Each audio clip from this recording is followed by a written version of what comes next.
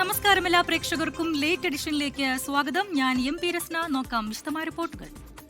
NEET UG പുനഃപരീക്ഷ നാളെ നടക്കും. പരീക്ഷയ്ക്കായി എല്ലാ സജ്ജീകരണങ്ങളും പൂർത്തിയായെന്ന് നാഷണൽ ടെസ്റ്റിംഗ് ഏജൻസി അറിയിച്ചു. എല്ലാ കേന്ദ്രങ്ങളിലും CCTV നിരീക്ഷണം ഉണ്ടായിരിക്കും. GPS ട്രാക്ക് ചെയ്ത വാഹനങ്ങളിൽ പോലീസ് സുരക്ഷയിലായിരിക്കും ചോദ്യപേപ്പറുകൾ പരീക്ഷാ കേന്ദ്രങ്ങളിലേക്ക് എത്തിക്കുക. പരീക്ഷാർത്ഥികൾ രാവിലെ 11 മുതൽ 1:30 റിപ്പോർട്ട് ചെയ്യണമെന്നാണ് നിർദ്ദേശം.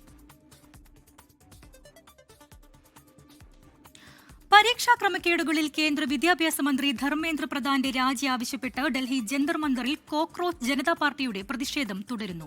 പോലീസിന്റെ അനുമതിയില്ലാതെയാണ് രാത്രിയിലും പ്രതിഷേധം തുടരുന്നത്. വിദ്യാർത്ഥികളുടെ നീതിക്ക് വേണ്ടിയാണ് ജന്തർ മന്ദറിൽ എത്തിയത് എന്നും ധർമ്മേന്ദ്ര പ്രധാൻ രാജിവെക്കുന്നതുവരെ പ്രതിഷേധം തുടരുമെന്നും CJP സ്ഥാപകൻ അഭിജിത് ദീപ്കെ പറഞ്ഞു. ഡൽഹി ജന്തർ മന്ദറിൽ നിന്ന് PR അരവിന്ദ് തയ്യാറാക്കിയ റിപ്പോർട്ട്. രാത്രി വൈകിയും കോക്രോച്ച് ജനതാ പാർട്ടിയുടെ പ്രതിഷേധം ഡൽഹി ജന്തർ മന്ദറിൽ പുരോഗമിച്ചുകൊണ്ടിരിക്കുന്നു. ധർമ്മേന്ദ്ര പ്രധാന്റെ രാജിയല്ലാതെ മറ്റൊരു വഴിയില്ല എന്ന് തന്നെയാണ് കോക്രോച്ച് ജനതാ പാർട്ടി സ്ഥാപകനും അതോടൊപ്പം തന്നെ ഇവിടെ എത്തിയിരിക്കുന്ന കോക്രോച്ച് ജനതാ പാർട്ടിയുടെ പ്രവർത്തകരടക്കം വ്യക്തമാക്കിയിരിക്കുന്നത്. ഏകദേശം 1500-2000-ഓളം പ്രവർത്തകർ കോക്രോച്ച് ജനതാ പാർട്ടിയെ പിന്തുണച്ചുകൊണ്ട് ഇവിടേക്ക് എത്തുകയും ചെയ്തു. ഇപ്പോൾ ഏകദേശം 250-ഓളം പ്രവർത്തകരാണ് ജന്തർ മന്ദറിൽ തുടരുന്നത്. തങ്ങൾ ഉന്നയിച്ച ആവശ്യം അംഗീകരിക്കുന്നതുവരെ തങ്ങൾ ജന്തർ മന്ദറിൽ തുടരുമെന്ന് തന്നെയാണ് CJP വ്യക്തമാക്കിയിരിക്കുന്നത്. അതേസമയം പോലീസ് വ്യക്തമാക്കുന്നത് ഡൽഹി ജന്തർ മന്ദറിൽ 5 മണിവരെ പ്രതിഷേധത്തിന് അനുമതിയുള്ളൂ. നിങ്ങളുടെ അപേക്ഷ ഇതിനോടൊപ്പം തന്നെ നിരസിച്ചുവെന്ന് ആ പോലീസ് അറിയിച്ചിട്ടുണ്ട്. എല്ലാവരും പിരിഞ്ഞു പോകണം എന്നതാണ് CJP പ്രവർത്തകരോട് ഇപ്പോൾ പോലീസ് ആവശ്യപ്പെട്ടിരിക്കുന്നത്. പക്ഷേ തങ്ങൾ ഇവിടെ തന്നെ തുടരുമെന്ന് തന്നെ പ്രവർത്തകർ വ്യക്തമാക്കുന്നു. തങ്ങൾ ഉന്നയിച്ചു. കാരണം നീറ്റ് പരീക്ഷ ക്രമക്കേടിനെ തുടർന്ന് നിരവധി വിദ്യാർത്ഥികൾക്കടക്കം ജീവൻ നഷ്ടമാകുന്ന ഒരു സാഹചര്യമുണ്ടായിരുന്നു. ഇതിലെല്ലാം കൃത്യമായി കേന്ദ്ര സർക്കാർ ഉത്തരവാദിത്തം ഏറ്റെടുക്കണം. കാരണം ധർമ്മേന്ദ്ര പ്രധാന്റെ രാജിയല്ലാതെ മറ്റ് വഴികൾ കേന്ദ്ര സർക്കാരിന് മുന്നിൽ ഇല്ല എന്നതാണ് ഈ CJP അടക്കം വ്യക്തമാക്കിയിരിക്കുന്നത്. എന്തായാലും ഈ ആവശ്യത്തിൽ ഉന്നയിച്ചുകൊണ്ട് പ്രതിഷേധം ശക്തമാക്കി തന്നെ തുടരാനാണ് CJP അടക്കം തീരുമാനിച്ചിരിക്കുന്നത്. ഇന്ന് വൈകുന്നേരം 6 മണിയോടുകൂടി തന്നെ ജന്തർ മന്ദറിലേക്കുള്ള വൈദ്യുതിയൊക്കെ വിച്ഛേദിക്കുന്ന ഒരു സാഹചര്യത്തിലേക്ക് പോയിരുന്നു. പക്ഷേ വലിയ പ്രതിഷേധം തുടരുന്ന ഒരു പശ്ചാത്തലത്തിൽ വൈദ്യുതി പുനഃസ്ഥാപിക്കുകയും അതോടൊപ്പം തന്നെ ഇവിടെ ഉള്ള പ്രതിഷേധക്കാർക്ക് വെള്ളവും അതുപോലെ തന്നെ ഭക്ഷണം അടക്കം എത്തിച്ചു കൊടുക്കാൻ സാധിക്കുകയും ചെയ്തിരുന്നു. എന്തായാലും പോലീസിന്റെ നടപടിയിൽ ഭയന്ന് തങ്ങൾ പിന്നോട്ടില്ല എന്ന് തന്നെ CJP വ്യക്തമാക്കുന്നു. എന്തായാലും നാളെയാണ് നീറ്റ് പരീക്ഷ നടക്കാൻ പോകുന്നത്. ആ പരീക്ഷ കൃത്യമായി തന്നെ നടക്കണം. അതിൽ വലിയ ക്രമക്കേട് ഉണ്ടായതിന് പിന്നിൽ അല്ലെങ്കിൽ അതിന് ഉത്തരവാദിത്തം കേന്ദ്ര സർക്കാർ ഏറ്റെടുക്കണമെന്ന് കൂടി ഇപ്പോൾ CJP ആവശ്യപ്പെട്ടിരിക്കുകയാണ്. ഡൽഹിയിൽ നിന്നും ആശിഷ് മട്ടുനൊപ്പം അരവിന്ദ് PR 24. ബജറ്റിൽ വീര്യം കുറഞ്ഞ മദ്യത്തിന്റെ നികുതി കുറച്ചതിൽ അഴിമതി ആരോപണവുമായി പ്രതിപക്ഷം. തീരുമാനത്തിനു പിന്നിൽ കർണാടക സ്പിരിറ്റ് ലോബിയാണെന്നും എന്ത് പ്രതിഫലം കിട്ടിയെന്ന് വ്യക്തമാക്കണമെന്നും മുൻ എക്സൈസ് മന്ത്രി MB രാജേഷ് ചോദിച്ചു. അതേസമയം പ്രഖ്യാപനത്തിൽ സർക്കാരിനുള്ളിലും ഭിന്നത പരസ്യമായി. നികുതി കുറച്ചത് വകുപ്പ് അറിയാതെയെന്നായിരുന്നു മന്ത്രി M ലിജുവിന്റെ പ്രതികരണം. അധികാരത്തിൽ 1 മാസം പിന്നിടുന്ന UDF സർക്കാരിനെതിരെ ഉയരുന്ന ആദ്യ അഴിമതി ആരോപണമാണ് ഇത്.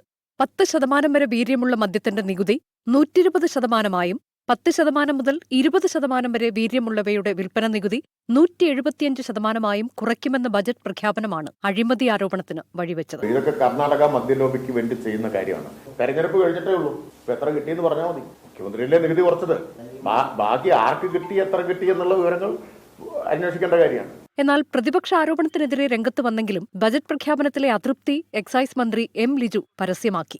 നികുതി കുറയ്ക്കുമെന്ന പ്രഖ്യാപനം വകുപ്പറിയാതെ എന്നായിരുന്നു മന്ത്രിയുടെ പ്രതികരണം. അതിൽ എക്സൈസ് ഡിപ്പാർട്ട്മെന്റിന് പ്രത്യേകിച്ച് തീരുമാനങ്ങളൊന്നും തന്നെ ഇല്ല. അതിലൊരു തീരുമാനം ഉണ്ടായിരിക്കുന്ന ഒരു സാമ്പത്തിക തീരുമാനമാണ്. നിലവിൽ ധനകാര്യ വകുപ്പിലെ GST വകുപ്പ് സെയിൽ ടാക്സ് സംബന്ധിച്ച് നിലവിലുണ്ടായിരുന്നതിൽ നിന്നും ഒരു റേറ്റ് ഫിക്സ് ചെയ്തിട്ടുണ്ട്. അതല്ലാതെ മറ്റൊരു തീരുമാനവും ഈ ഗവൺമെന്റ് എടുത്തിട്ടില്ല. എക്സൈസ് വകുപ്പിനെ സംബന്ധിച്ച് ഈ ഒരു വിഷയത്തിൽ നയപരമായ ഒരു തീരുമാനവും പ്രഖ്യാപിച്ചിട്ടില്ല. മന്ത്രിസഭയിൽ തന്നെ ഭിന്നത ഉടലെടുത്തത് മുഖ്യമന്ത്രി VD സതീശനെ കൂടുതൽ പ്രതിരോധത്തിലാക്കിയേക്കും. നിയമസഭയിലെ ബജറ്റ് ചർച്ചയിൽ അഴിമതി ആരോപണം ശക്തമായി ഉന്നയിക്കാനാണ് പ്രതിപക്ഷ തീരുമാനം. 24 തിരുവനന്തപുരം. വീര്യം കുറഞ്ഞ മദ്യത്തിന് കുറഞ്ഞ നികുതി ഘടന പ്രഖ്യാപിച്ചതിൽ രാഷ്ട്രീയ വിവാദം പുകയുന്നു.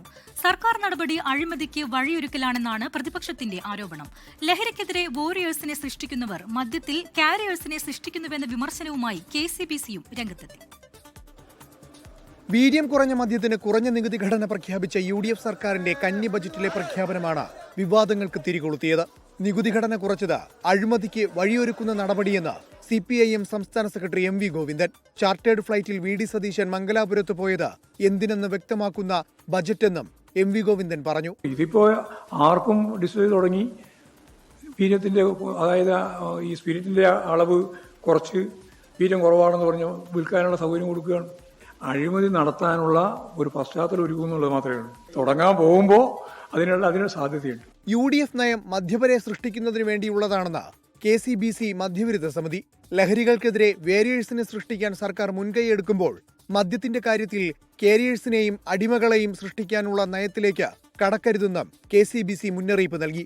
മദ്യത്തിന്റെ നികുതി കുറച്ചത് തെറ്റായ സന്ദേശം നൽകുമെന്ന് താമരശ്ശേരി ബിഷപ്പ് മാർ റെമീജിയോസ് ഇഞ്ചാനാനിയിൽ. ലഹരി ചെറുതാണെങ്കിലും വലുതാണെങ്കിലും ലഹരി തന്നെയാണ്. വീര്യം കുറഞ്ഞ ലഹരി നിങ്ങൾ ഉപയോഗിച്ചുകൊള്ളുക, സന്തോഷിക്കുക. പക്ഷേ അതും അപകടം തന്നെയാണ്. അതേസമയം UDF സർക്കാർ ഘട്ടം ഘട്ടമായി മദ്യോപയോഗം കുറച്ചു വരികയാണെന്നായിരുന്നു ആഭ്യന്തരമന്ത്രി രമേശ് ചെന്നിത്തലയുടെ പ്രതിരോധം. ഞങ്ങളുടെ നയം ഞാൻ പറഞ്ഞു, ഘട്ടം ഘട്ടമായി മദ്യത്തിൻ്റെ ഉപയോഗവും വിതരണവും കുറച്ചുകൊണ്ട് വരിക. ഉമ്മൻചാണ്ടി ഗവൺമെൻറ് രാജ്യത്തെ മുഴുവൻ ബാറുകളും പൂട്ടിയതല്ലേ? അതിനെന്താ സംഭവിച്ചത്? വിഷയത്തിൽ നിയമസഭയിൽ ഉൾപ്പെടെ സർക്കാരിനെതിരെ വിമർശനം കടുപ്പിക്കാനാണ് പ്രതിപക്ഷത്തിന്റെ നിലപാട്. മതസംഘടനകൾ ഉൾപ്പെടെ വിമർശനം ഉന്നയിച്ചതോടെ സർക്കാർ കൂടുതൽ പ്രതിരോധത്തിലുമാകുകയാണ്. News desk 24. അഖിലേന്ത്യാ ഫുട്ബോൾ ഫെഡറേഷൻ സംഘടിപ്പിക്കുന്ന മത്സരങ്ങളിൽ വന്ദേ മാതരം ആലപിക്കാൻ തീരുമാനം. ദേശീയ ഗാനത്തിനൊപ്പം ഇനി വന്ദേ മാതരവും ആലപിക്കും. AIFF ജനറൽ ബോഡി മീറ്റിംഗിലാണ് തീരുമാനം. അനിൽ വാസുദേവ് ചേരുകയാണ് വിശദാംശങ്ങളുമായി സ്പോർട്സ് ഡെസ്കിൽ നിന്നും. അനിൽ, നേരത്തെ തന്നെ സമസ്ത മേഖലകളിലും ഈ വന്ദേ മാതരം വ്യാപിപ്പിക്കാനുള്ള ഒരു നീക്കം കേന്ദ്ര സർക്കാരിന്റെയൊക്കെ ഭാഗത്തു നിന്നുണ്ടായിരിക്കുന്നു. ഇപ്പോഴിതാ കളിക്കളത്തിലേക്കും വന്ദേ മാതരം എത്തുന്നു. വിവരങ്ങൾ?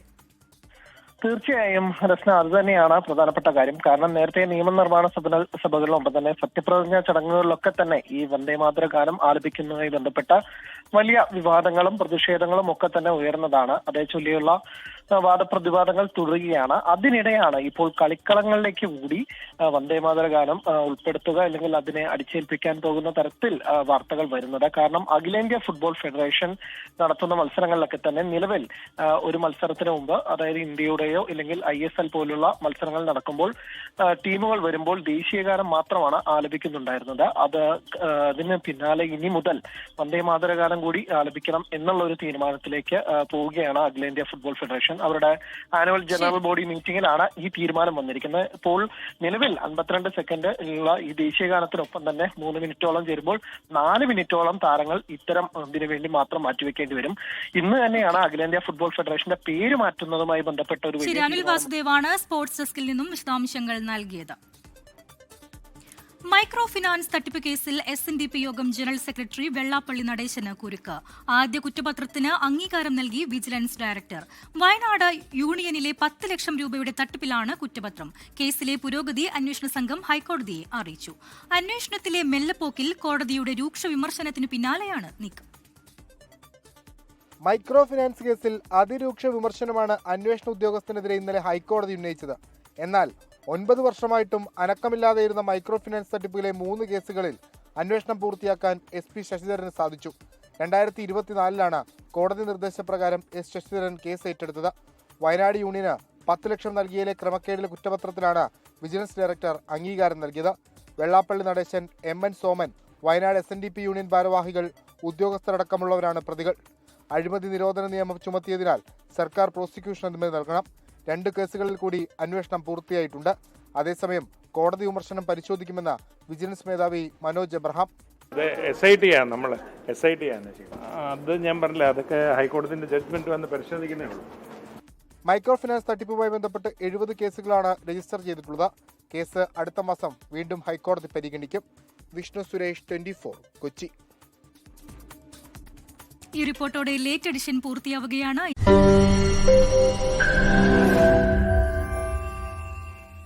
ലോകത്തെവിടെയായാലും ഏത് സമയത്തും 24 വാർത്തകളും ഓഗ്മെന്റഡ് റിയാലിറ്റി പാക്കേജുകളും എക്സ്പ്ലെയിനറുകളും വിശദമായി കാണാൻ ഞങ്ങളുടെ YouTube ചാനൽ നിങ്ങൾക്ക് സബ്സ്ക്രൈബ് ചെയ്യാം.